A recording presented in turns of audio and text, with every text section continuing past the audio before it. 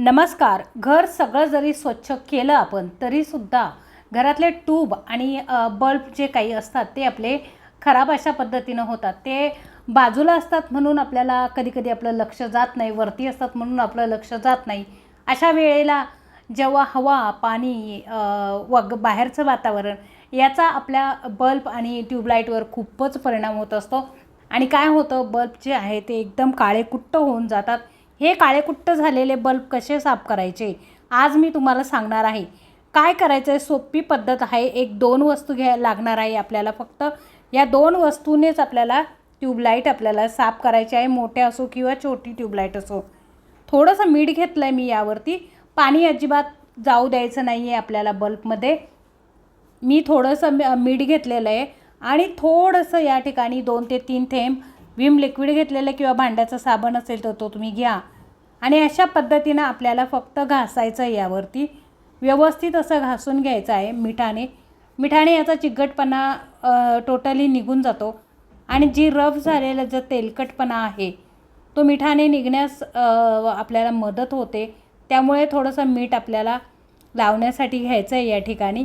आणि व्यवस्थितरित्या स्क्रॉच ब्राईटची जर घसणी तुमच्याकडे असेल तर तिने छानपैकी असं घासायचं आहे आपल्याला. पाण्याचा जास्त वापर करायचा नाही आहे. पाण्याचा जर तुम्ही वापर केला तर बल्बला आपल्या शॉक लागू शकतो किंवा बल्ब आपला उडू पण शकतो. ट्यूबलाईट आहे ती खराब होऊ शकते, बल्ब आपला खराब होऊ शकतो. त्यासाठी आपल्याला पाण्याचा वापर इथे खूपच कमी, नाच्या बरोबर करायचा आहे. आपल्याला हे घासून घेतल्यानंतर आपल्याला व्यवस्थितरित्या असं त्याला आपल्याला पुसून घ्यायचं आहे. नंतर खूपच चिकटपणा आलेला असतो. 2 ते 3 महिने जरी तुम्ही बल्बकडे ट्यूबलाईटकडे लक्ष दिलं नाही तर अशा पद्धतीने एकदम तेलकट चिकट असे ट्यूबलाईट बल्ब होत असतात. आपल्या सर्वांना माहिती आहे. पण हे घासायचं आणि त्याने काय होतं, जर काळवंटपणा जर आला, जर बल्ब ट्यूबलाईट आपण वेळोवेळी साफ केले नाही तर त्याने काय होतं, घरामध्ये लाईट जरी लावला आपण तरी खूप अंधुक दिसतो. किंवा आपलं घर जे आहे आपल्याला कितीही साफ केलं तरी काळं दिसत असतं. हे काळं दिसण्याचं कारणच एक आहे का आपली ट्यूबलाईट किंवा बल्ब आहे हा स्वच्छ नसतो. त्यामुळे आपल्या घरामध्ये लख्खाचा प्रकाश पडत नाही. आणि ट्यूबलाईट आणि बल्ब जे आहे ते काळवंडलेले असतात. त्याच्यामुळे आपल्याला प्रकाश पडत नाही आणि घर आपलं घाणेरडं दिसतं.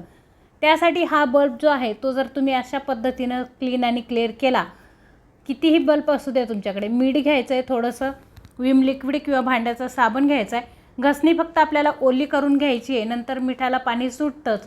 त्याने हा चिकटपणा जो आहे तो हळूहळू निघत असतो. वेळ थोडासा लागतो पण व्यवस्थित असा बल्ब आणि ट्यूबलाईट आपल्या क्लीन होतात. ही छोटी ट्यूबलाईट आहे. मोठी ट्यूबलाईट तुमच्याकडे असेल तर तीसुद्धा अशा पद्धतीनं तुम्ही क्लीन आणि क्लिअर करू शकता.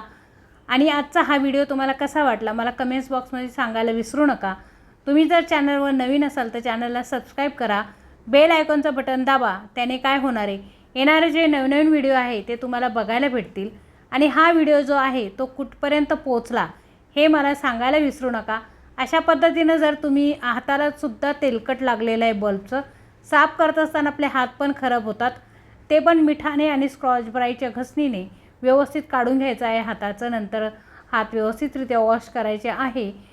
खूप असा चिकटपणा 4-6 महिने जर आपण बल्ब पुसले नाही तर अशा पद्धतीनं चिकटपणा येतो. खालच्या खाली आपण सगळं घर व्यवस्थित स्वच्छ करू शकतो पण लाईटचा शॉक वगैरे बसेल यासाठी आपण बल्ब आणि ट्यूबलाईट साफ करत नाही. त्यासाठी घरात बरेच असे बल्ब आणि ट्यूबलाईट असतात.